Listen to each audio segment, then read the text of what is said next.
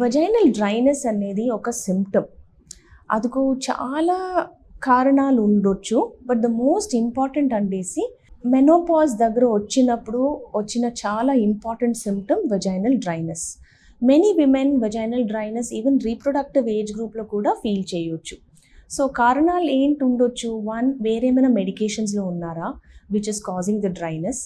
Second, ఏమైనా infections ఉన్నాయా which is causing the dryness.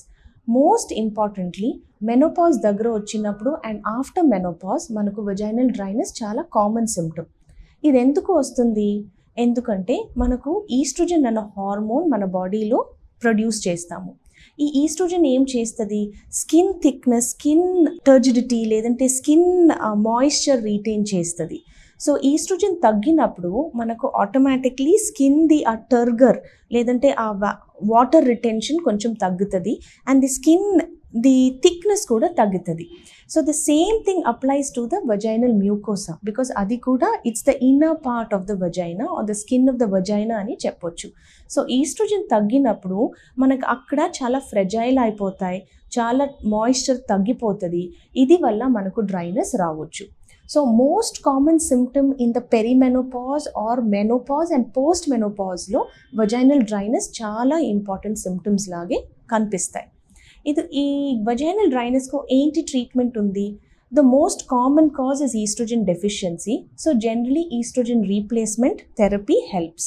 So oestrogen replacement local treatment ఉండొచ్చు in the forms of creams లేదంటే pessaries లేదంటే rings లేదంటే gels ఇలాంటివి ట్రీట్మెంట్ ఇచ్చి ఇనిషియలీ ఆ హై డోస్ ఇచ్చేసి తర్వాత టేపర్ చేస్తాము so that the oestrogen locally apply అవుతుంది. The skin and the vaginal mucosa కొంచెం బెటర్ వాస్క్యులారిటీ వచ్చేసి మాయిశ్చర్ ఇంప్రూవ్ అవుతుంది.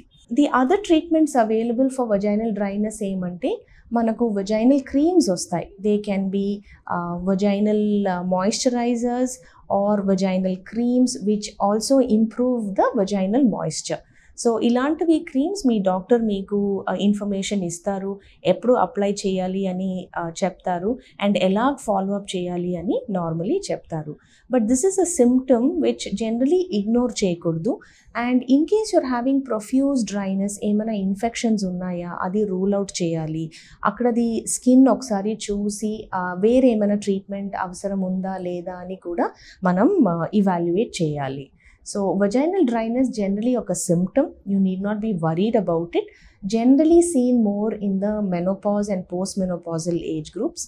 Sexual activity maintain చేయడం కూడా చాలా important in the postmenopausal age group because అది వల్ల మనకు కొంచెం వాస్క్యులారిటీ ఇంప్రూవ్ అవుతుంది అండ్ అది వల్ల మనకు ఆ డ్రైనెస్ కూడా తగ్గొచ్చు.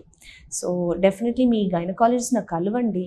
మీకు ఇలాంటివి ఏమైనా సిమ్టమ్స్ ఉన్నాయంటే వాళ్ళు మిమ్మల్ని ఇవాల్యుయేట్ చేసి వేరేం యూస్ చేయొచ్చు so that your quality of life improves.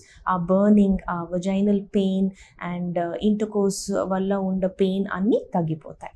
మీరు తీసుకునే అదే మందులు, అదే నాణ్యమైన మందులు, కానీ సగం ధరకే. అవును, మెడ్ ప్లస్ బ్రాండ్స్ పై 50 to 80% తగ్గింపు.